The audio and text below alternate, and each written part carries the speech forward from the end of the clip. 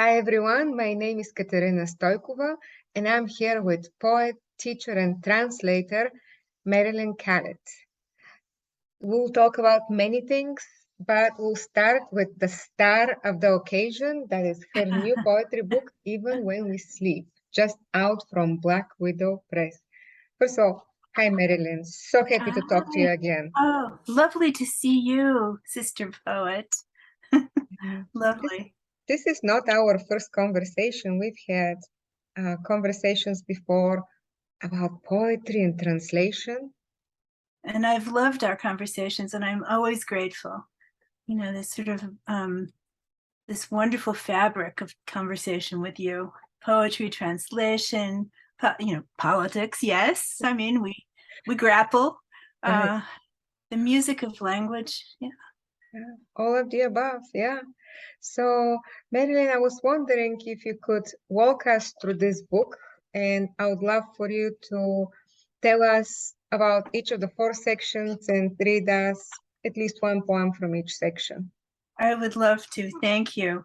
The first thing to say is that the cover painting was done by my friend Mindy Wiesel. Mindy Wiesel, her parents were Auschwitz survivors, and she was born in Bergen-Belsen, the concentration camp. I met her at the Virginia Center for the Creative Arts, and she did this incredible painting. I feel like you can dive into the blue. And her title for the painting was Memory Like Lace is Full of Holes. That's the, you know, and I felt like the blue was so beautiful that even if the reader never got past the front cover, we'd be okay, but hopefully we will get past the front cover. I On March 18th, 2020, I heard Yo-Yo Ma on PBS. He was talking about how he composed a song for cello, a comfort song, every day at the beginning of the pandemic. And he did that for months. And he encouraged all of the listeners to do the same, to write or play or design a song of comfort each day. And so on March 18th, 2020, I started doing that. I started doing my little songs of comfort every day. And the first chapter of this book, those are mostly comfort songs from that exercise. And then we've got love poems, letters from earth and sky. A lot of this happened at the beginning of the pandemic. And so I was corresponding and talking to the leaves in my backyard, the crazy people do, because that's what we were doing. Lou and I were cooped up together, and luckily we got along well. So he stars in several of these poems. But we get to sing the unsung. We've got poems to ragweed and mushrooms and blue jays. I mean, that's the yard. I mean, the people weren't locked up in their houses, right? And then we have poems about France, because I usually teach in France every spring. Last 2 years, no, because we were closed out because of the pandemic, but we'll start again in the spring of 2023. So you see Breakfast in Paris and so on, because usually after I teach in Auvillar in Southwest France for the Virginia Center, I go to Paris and meet my Parisian poet friends. It's a tough gig, right? It's a tough gig. So yeah. And if love whispers, we pull it back together with love songs. And there's a lot of poems of Jewish identity. So the threads that I'm mentioning go through all of these chapters. There's love poetry, there's healing, there are the poems of Jewish identity, and the poems of getting back to balance. Yeah, I think they're all in there. The Jewish identity ones tend to come in a bit later in the book. A lot of my relatives were caught up in the Holocaust, and so I do find that that theme comes back in even when I'm trying to avoid it. So there's a bit of that in there too, but hopefully surrounding that with love poetry. I would love to hear several poems from the book. Thank you. Thank you. Why not? Well, I don't know, do you pay attention to your horoscope? Because I do. I like to read my horoscope. Hello, there you are. Do you pay attention Yes, to your? it's a Yes, guilty pleasure of I mine. know, I know. So the News Sentinel, and our local newspaper, I feel like it knows me, the horoscope. And so you see this one, the opening poem begins, "You can't. My horoscope says you can't find love by seeking it, so go create beauty." Sure. Would you like a side of Aeolian harp strings with that, or a Grecian urnship stamped with well-turned men? Are you done? The stars hummed. Weave lines like ivy wrapping the sycamore, slips that don't need us, almost weightless, like the crisp magnolia you keep near the dash for company. Tan like Spanish leather, like that boy in Sevilla 50 years back. What was his name? I bet he remembers. I bet he remembers. Get a sip of water. I got a little too enthusiastic there, didn't I? You're doing great. Okay. So yeah, so we've got what I didn't want to open with poems about the pandemic. I wanted to open with play and love poetry. I figured we'd get to the pandemic soon enough. Unfortunately. So the opening poems are all sort of, we start with sassy love poetry. Even the alchemists started with lead. With you, I'd have to invent the flask Andros. When Neruda tasted nada, he sighed, "Quiero, I want what I do not have." From emptiness, he shaped blues Coltrane might have envied. Start there. Put on a love supreme and wear it like satin. Something to cling to that clings back. Starter kit, Coltrane, Neruda, ache. Do not dilute. That is marvelous. I love your love poetry, Marilyn. Oh, thank you. Thank you.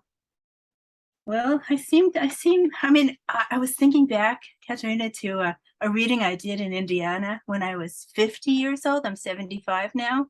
I was 50. I read some love poems, and a young man in the back of the room raised his hand and said, "How long are you going to keep doing this?"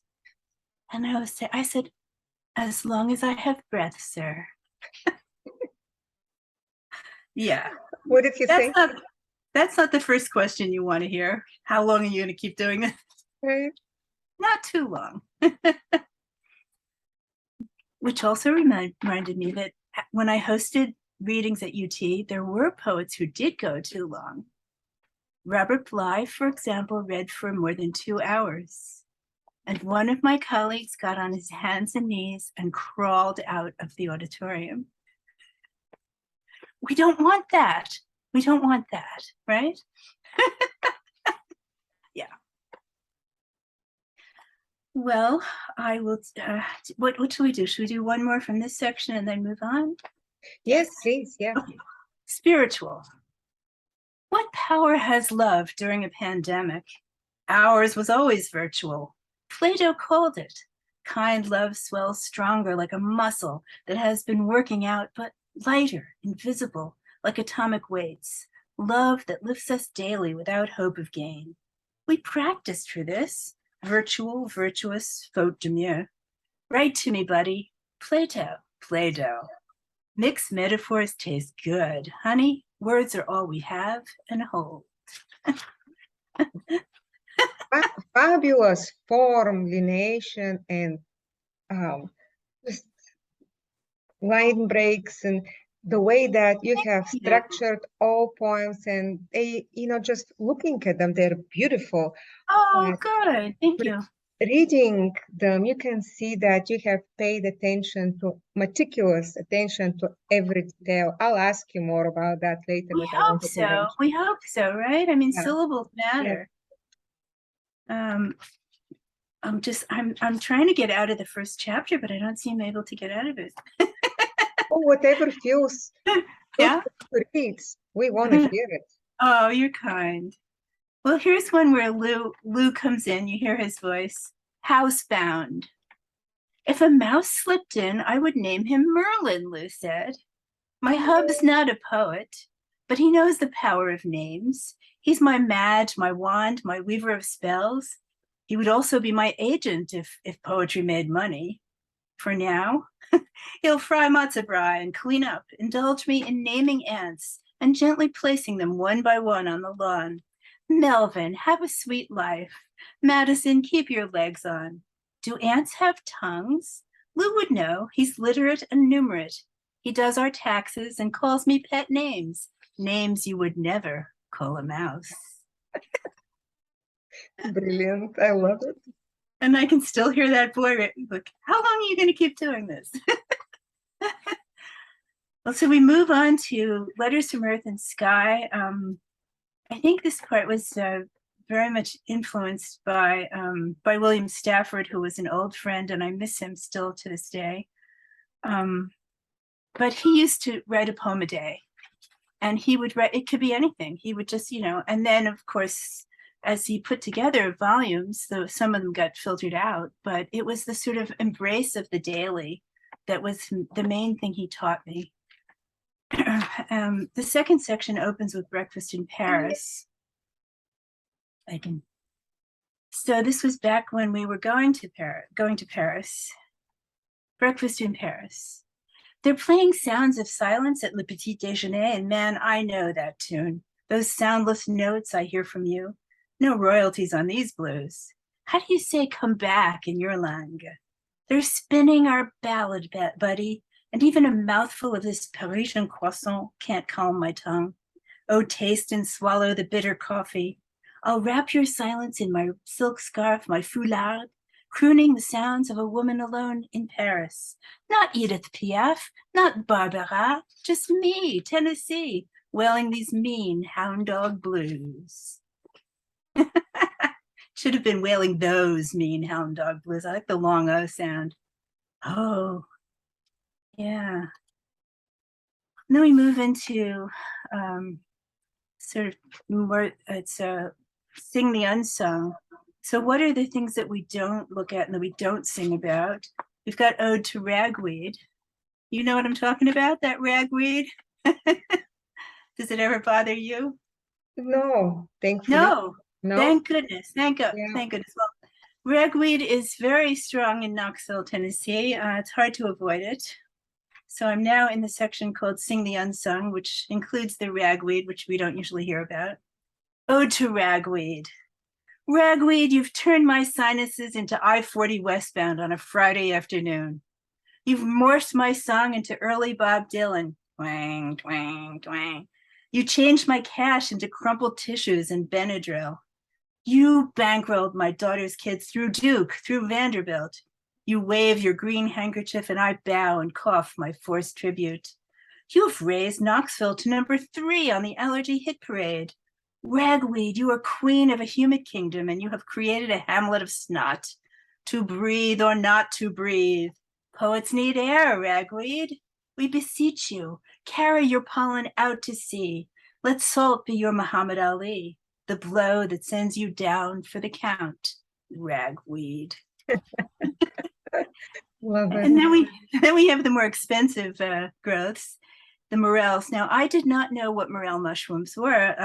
My husband is an ecologist, and he said, no, don't step on those. We'll bring them in. And he's cooking them up, right? These are expensive if you can find them in a restaurant. I didn't know that. I would have just stepped on them. The morels. They were a neighborhood family of mushrooms living right down by the side of the house. I would have trampled them, but my ecologist spouse tenderly brought them in, cleaned, then fried them in butter and Sauvignon fumé. A heady smell arose, woodsy flavors emerged from the pan. Those knobby ones urged me to taste more. Sure, we're cloistered, closed in, but the morels made me see that Freud wasn't wrong. I mean, look at them poking up out of the ground like that. Yeah. I love your sense of humor. Oh, thank you. Thank you. All right, I'm moving right along here. Some of this stuff, I'm thinking about, I find myself thinking more and more about my mother. She was a very, very censored in her, good Southern lady didn't talk about certain things, Katerina. We just didn't talk about those things. So some of this she wouldn't have been too happy with, but I just remember one of the first poems of yours that I read, and I'll never forget a line that I think it said, next year's made sexual history or something like that. That's right, right. That's right. And then I thought, I want to write like that. That's great. Until a young student says, how long are you going to keep doing this? I know, Well, I know. You know, he challenged you, now you challenge him. So That's right. Well, okay, so moving along in the book as we get towards the I'm on page 87, it's this third section. So a couple of poems in here from my colleague and friend Art Smith, who passed away not long ago. He had a bad form of leukemia. This is on page 87. It's called Sometimes Thinking About Art, Arthur Smith, 1948 to 2018. Sometimes nothing helps, you wrote. None of us believed that. We thought love, good dogs, modern medicine, cuttings that stayed crisp. We thought poetry, and we were right about that. I think, no, you can't be gone. Some cuttings are too cruel. The terror you felt was swept by love, Swift's great loss, ours now. Art Smith taught us so much. I miss him terribly. And I'll go into the last section with Dictation from the Hawk, which has another poem that features my husband.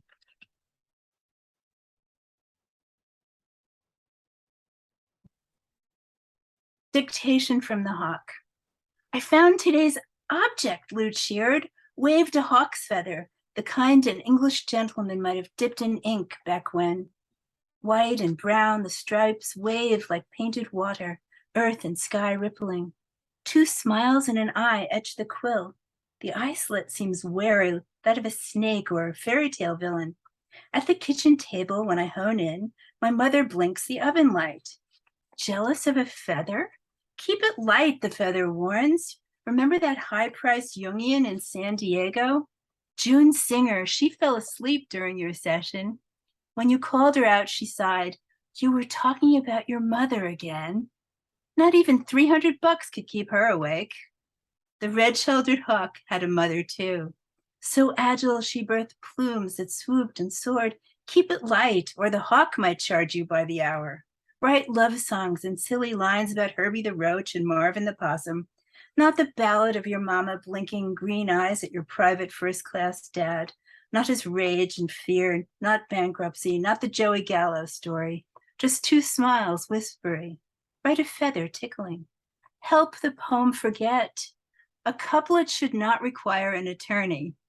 Not every poem calls for last will, breath, testament. could you read Ode to Herbie, the big one? Let's find Ode to Herbie. The next one. Okay, let's find you. Hello. Ode to Herbie. Okay. Ode to Herbie, the big one. Herbie was not my first cockroach, but he was big, fat as a mouse. He lounged in a corner of the downstairs bath and we communed. Lost track. I mean, you know how that goes. The guy you had a crush on from school stops writing back. Then lo, dude wants a letter of recommendation or an alibi. Anyway, today Herbie scooted out from under the toaster oven. He had been thriving on multigrain bagel bits. Gleamed, glossy, successful, like a 70s at College Avenue pimp. My hub coaxed him onto a copy of West Knoxville Lifestyle, relocated the grandee to our lawn. We tossed farewell crumbs. Now he'll have to race the Jays. As for the ex-crush, we wish him well in his new life. All lives, all dances, and all is loud, the Gabon sing. Maybe. All but that guy. May he find his voice, apologize. Meantime, we listen for jays and cricket wings, recall Herbie's farewell drops, sprinkled like text in the feed. Yes, we name our cockroaches. That is amazing. I mean, there is such love in this book, and not only towards people, towards words, towards poems, towards every living creature. I mean, who does that? Writing about returning ants outside and placing them, or cockroach, you know? So Right. I don't know anybody else who does Oh, that, and oh, I really appreciate that sensibility in it's thank you. in a It's person and in someone's work too. thank you. It's probably not the most efficient way of getting rid of roaches, however. Well, eventually you decide whether I've heard someone say, well, you killed them because you defend your home. You're defending your No, no, home, I and yeah. know. Well, I did have a cockroach at work once, and we made friends, and he or she lived inside my keyboard, Oh, see? and I wrote a short story about it, and then I chased him out. But Out. it, Yes. it was good for inspiration. Yeah. I would love to go back to something that I mentioned about the form, lineation, and editing of Mhm, these poems. mhm. So, can you talk a little bit about your process? Um, I did try to do the poem a day, so I would get the rough drafts, and then going back in, I find myself pruning and pruning and pruning and reading them out loud so I could get the effect that I wanted. I want this sort of staccato rhythm to them.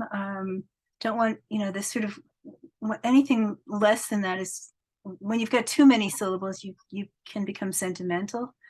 So I like the sort of edginess of the broken lines, and I got that when I was a graduate student. I read William Carlos Williams, and I never got over it. I mean, his way of breaking the lines was so innovative. I married that. Try to listen for that. How do we do this in a syncopated way that's not too artificial, that's not too forced, but that gets at the slightly jazzed effect. Yeah. And how do your translations inform your poetry? Well, the Even When We Sleep comes from Paul Eluard's poem. He says, Même quand nous dormons, nous nous veillons l'un sur l'autre. Even when we sleep, we watch over one another. So that's what it is. Even when we sleep, we watch over one another. The trick there, though, is that veillon in French, it means to look over and watch out for, but it also means to look at, like, oh. So there's a bit of double entendre in his veillon. Yeah. So, do you have any new translation projects at this point? No, I'm not. I haven't embarked on that. I did. Chantal Bizzini, she's a contemporary Parisian poet, and I did a book of her poems called Disenchanted City. So that's out there. But that's as far as I've gotten so far. Yeah. What about you? Are you translating? Yes, good friend of mine and good friend of Bulgarian literature, actually. I guess I've wanted to translate a book of his for a long time, but he tragically, his untimely death at 50 years Oh, old just sped up really? the process, and probably next Yes. year I'll publish selected poems in English. I'm So sorry to hear about his yeah, passing, but do keep me posted on the publication because I would love to see that. yeah, Um, my publisher would like me to translate.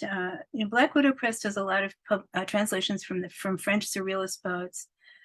My publisher would like me to translate Leon Paul Fargue, hmm, who hasn't been much translated, and he is very elegant, the poetry, and his prose poems I'm in love with.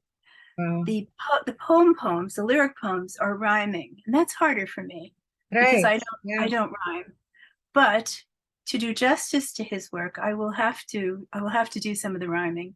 I will probably tend to focus more on the prose poems right, because there I'm at home, and Fargue writes about Paris. He writes about the streets of Paris. He knows Paris so intimately that it's the next best thing to being there. You're walking the streets with him. and observing the nightlife, you know, so yay, I do love him. So I'll get there, hopefully. Yeah. And I'm excited about you going back to Paris in Yes, 2023. yes. Yes, we're going to, well, the Virginia Center will be opening the workshop, or writing residency it's called, because it's not really a workshop. It's like people go there, they get the writing they want done, and then we consult about how, you know, we have one-on-one conversations. But it's in Auvillar, which is southwest France, and it's called it's deemed one of France's 100 most beautiful villages. Mm-hmm. To me, it is the most beautiful. I mean, there's nowhere to look where you don't see amazing flowers and, you know, roses the size of a child's head. The food is fantastic. The wine you can't get a bad glass of wine or a bad bottle. Of course, you see my motives are mixed for going. I do write, but the people are so nice. I mean, they're like Southerners anywhere. They're just like, oh, hello, bienvenue. You know, there was a hug. Yeah, they're lovely. You teach there as well, right? Yes. So, I mean, I don't just eat and drink, right? Well, I mean, I have a follow-up question because yes. I mean, you have been teaching for quite some time, and well, there is a question that I ask everybody, all my guests who teach creative writing, and that is, what is the most important thing you teach your students? If there is one thing you want them to remember from you as a teacher. Well, I did retire in 2018, and I was very lucky that upon retirement, the mayor named me Poet Laureate of Knoxville, and that was before the pandemic. So I was able to go out and do, you know, go to classrooms and senior centers and everything. And then, you know what happened? I mean, 2 years into that, the pandemic. And so my last State of the City poem was in our backyard. Lou filmed me in the backyard because we couldn't go anywhere anymore.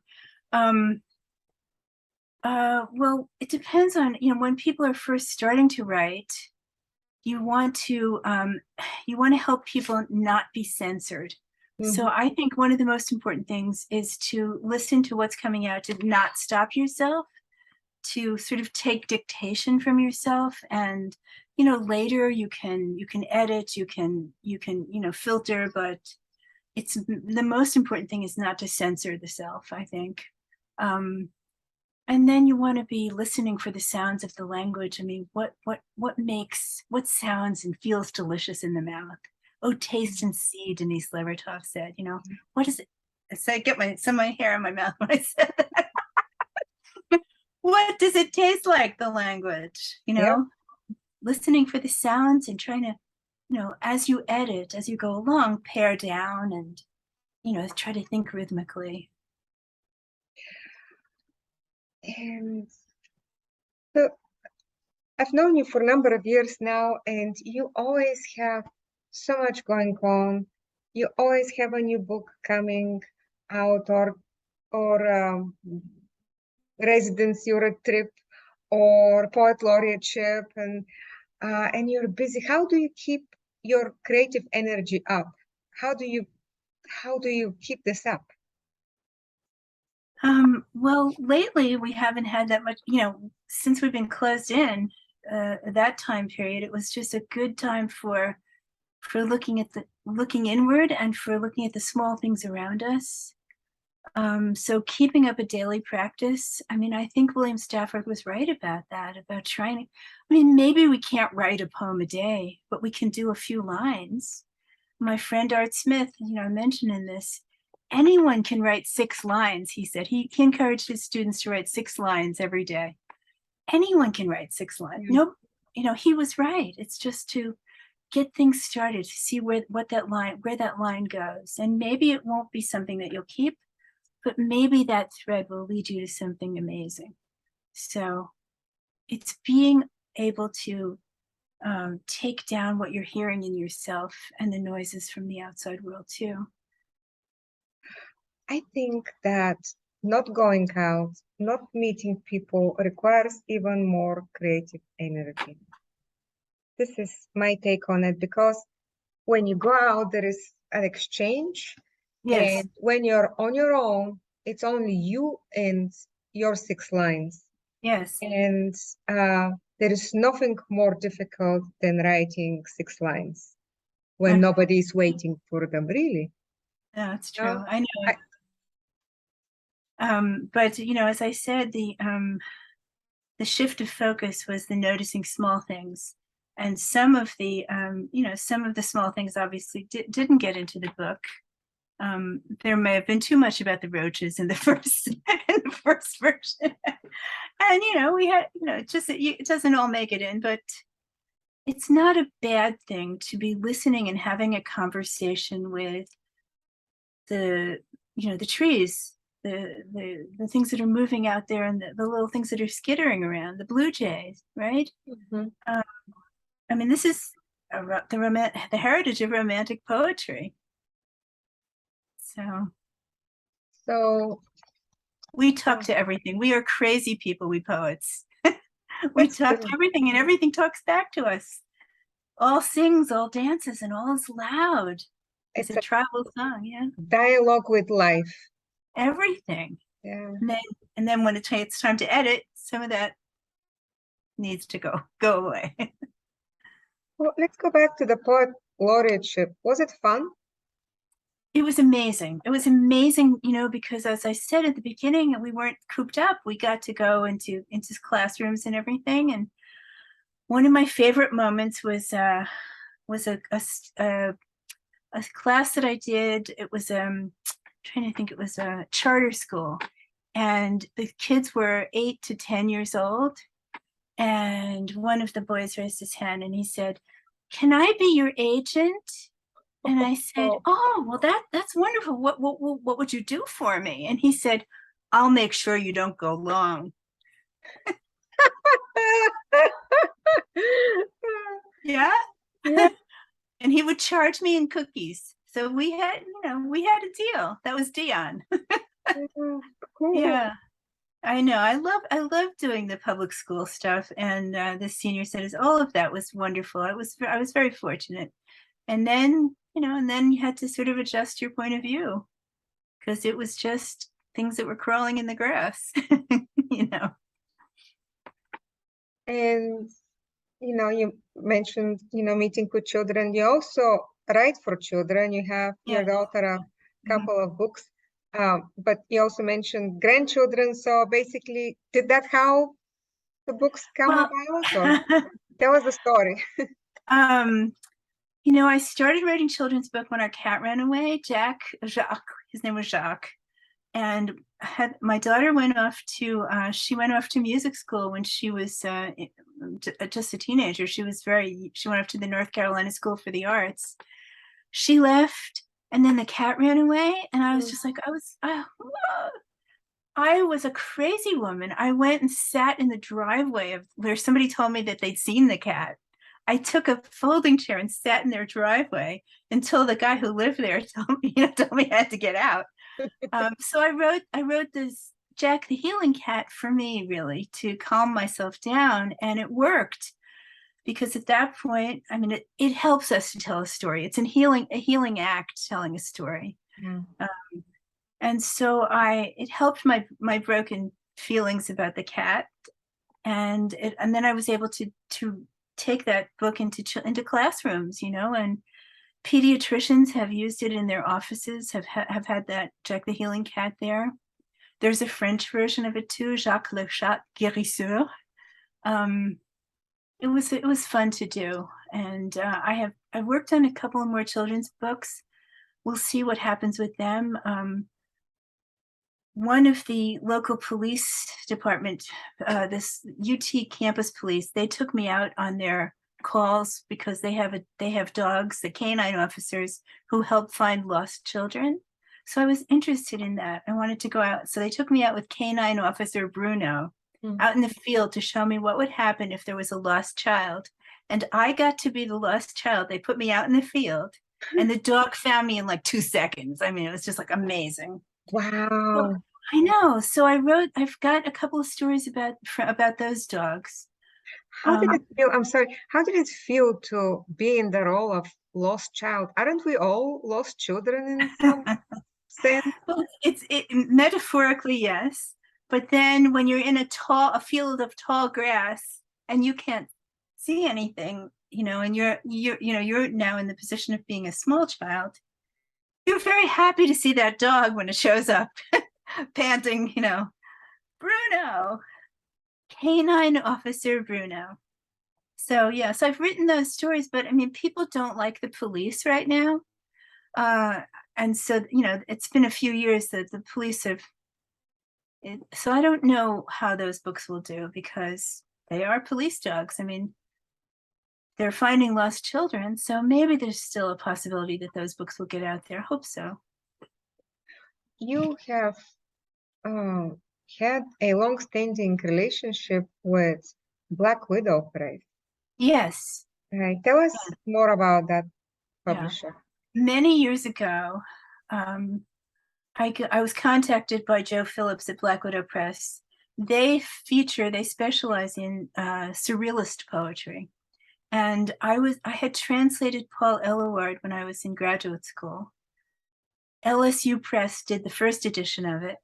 And so Black Widow Press contacted me, Joe Phillips, and said, we would like to reissue the Eluard. Would you be interested? And of course I was, because there were mistakes in that first version. I wanted to, translations are never still, they're never perfect, and so it was an opportunity to go back, to revisit, to, sort of make more musical and to fix some errors that were in the first version. So I was delighted. How many years later was that? Oh gosh, must have been at least a dozen years later. Oh yeah, definitely. Yeah. After 12 years, I want to change anything I've. See? Yes. So that opened that door for me, and then Joe Phillips, the publisher, he did the surrealist translations, but also invited me to have my own poems in there too, in his publishing list. So, yay. Yeah, I'm very thankful to them. And we'll see if I get to do the Farg. We'll see. And what are you working on now? Do you still write songs of comfort every day, or do you have another project? Right now, I've been, helping to get this book out. And so that's for the moment, that's the focus. Yeah. Give it a couple of months, I'd say, and then I will get back into my, sort of searching for, well, what's there now? What's in there? What do I need to do next, right? Yeah. Keeping an open mind. Let's see what happens. But for the moment, I'm trying to embody this book as best as I can. Yeah. Would you mind reading us a couple more poems from the book? Sure, I'm happy to. Let's see what else is here.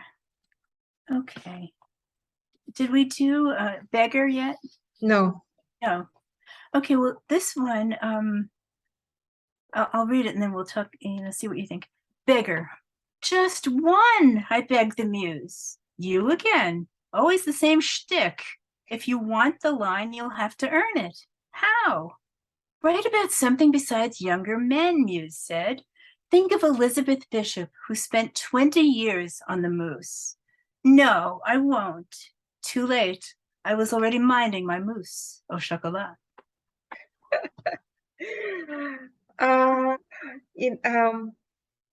I thought it was delightful when I first read it, and thanks.